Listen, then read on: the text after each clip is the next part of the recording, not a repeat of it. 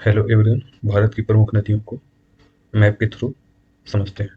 तो ब्रह्मपुत्र से स्टार्ट करते हैं। ब्रह्मपुत्र का उद्गम स्थल है तिब्बत। वो ब्रह्मपुत्र तिब्बत के चेमायुंगडुंग ग्लेशियर से उद्गमित होती है और ये तिब्बत होते हुए भारत के अरुणाचल प्रदेश में यहाँ आती है और फिर ये असम होते हुए बांग्लादेश पे प्रवाहित कर जाती है और फिर गंगा के साथ मिलकर पद्मा और मेघना होते हुए बंगाली खाड़ी में यहाँ पर इसका मुख हो जाता है, यहाँ पर विलीन हो जाती है। ब्रह्मपुत्र की प्रमुख सहायक नदियाँ ये रहीं तिस्ता, अमो, मानस, कमेंग, सुबनसिरी, धनसिरी, दिहांग। दिहांग को भी अरुणाचल प्रदेश में ब्रह्मपुत्र के नाम से जाना जाता है। फिर दिबांग, लोहित, दिसांग, धनसिरी और कपली, खरी और कृष्णई, ये सारी ब्रह्मपुत्र की सहायक नदियाँ हैं। चलिए नेक्स्ट देखते हैं। नेक्स्ट है सिंधु की सहायक नदियाँ। सिंधु और उसकी सहायक नदियाँ। तो सिंधु का उद्गम स्थल है पोखरचू हिमनद। ये पोखरचू हिमनद मानसरोवर झील के पास स्थित है।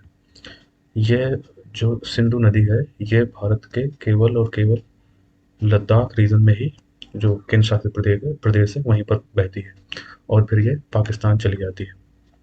इसकी प्रमुख ट्रिब्यूटरीज जो सहायक नदियां हैं वो इस प्रकार है। ये सारी ट्रिब्यूटरीज रही जास्कर हो गई, सियोक हो गई, गिलगित हो गई, सतलुज। सतलुज में बहुत सारी नदियां, झेलम, चिनाब, रावी, ब्यास, फिरांगे, कैबुल, गोमल, कुर्रम, नुब्रा और हुंजा, ये सारी सिंधु की सहायक नदियां हैं। तो सिंधु का उद्गम स्थल है पोखरचू हिमनद और ये भारत के केवल केंद्र शासित प्रदेश में ही बहती है। नेक्स्ट नेक्स्ट है महानदी। महानदी का उद्गम स्थल होता है छत्तीसगढ़ सिहावा। छत्तीसगढ़ के सिहावा में महानदी का उद्गम स्थल है और इसकी भी प्रमुख सहायक नदियां हैं, कई सहायक नदियां हैं जो ये रही हस्टो, मंद, इब, सियानौर, जोंक, ओंग, टेल। और खास बात क्या है, हीराकुंड बांध जो है वो महानदी पर ही बनाया गया है। Hirakud dam on Mahanadi river. तो ये छत्तीसगढ़ से जाती है और उड़ीसा होती है बंगाली खाड़ी में, इसका मुख है, बंगाली खाड़ी में गिर जाती है। चलिए नेक्स्ट देखते हैं। नेक्स्ट है गोदावरी और उसकी सहायक नदियाँ। गोदावरी का उद्गम स्थल होता है महाराष्ट्र के त्र्यंबकेश्वर में। यहाँ पर गोदावरी का उद्गम स्थल है और ये सतमाला जो पहाड़ी है उसके पास है। वहाँ से गोदावरी प्रवाहित होती है और ये महाराष्ट्र और छत्तीसगढ़, तेलंगाना, आंध्र प्रदेश होते हुए बंगाली खाड़ी में गिर जाती है। यहाँ पे इसका मुख है। इसकी सहायक नदियाँ ये रहीं पूर्णा हो गई, प्राणहिता हो गई, इंद्रावती, सबरी, प्रवरा, मंजरा, मुनैर, वैनगंगा, पैनगंगा, ये इसकी सहायक नदियाँ हैं।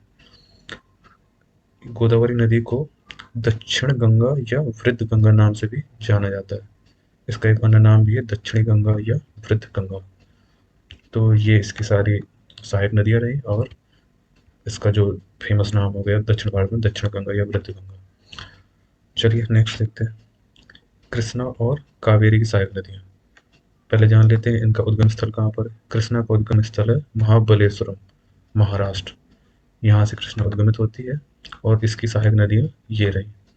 कृष्णा की सहायक नदी है तुंगभद्रा, घटाप्रभा, मालप्रभा, भीमा, मूसी एंड कोयना, ये कृष्णा की सहायक नदियाँ।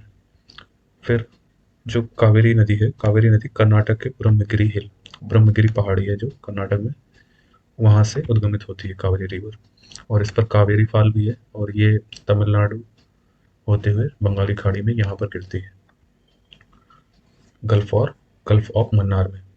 तो कावेरी की जो सहायक नदियाँ हैं वो इस तरह है। हेमावती हो गई, सिमसा हो गई, लक्ष्मण तीर्था हो गई, भवानी हो गई, नोएल, अमरावती, कावनी और स्वर्णवती, ये कावेरी की सहायक नदियाँ हो गई। तो इनका सभी नदियों का उद्गम स्थल याद रखना है कि कौन सी नदी कहाँ पर है।